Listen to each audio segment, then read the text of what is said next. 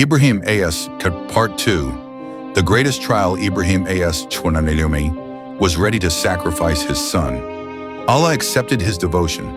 The divine exchange, Ismail AS was saved and a ram was offered instead. The legacy of sacrifice. From that day, sacrifice became a symbol of faith and surrender. The honor of Ibrahim, Allah made him a leader for mankind. The duty of Ismail, he was chosen as a prophet and guardian of the Kaaba. Rebuilding the Kaaba, father and son raised its walls together, praying, "Our Lord, accept this from us."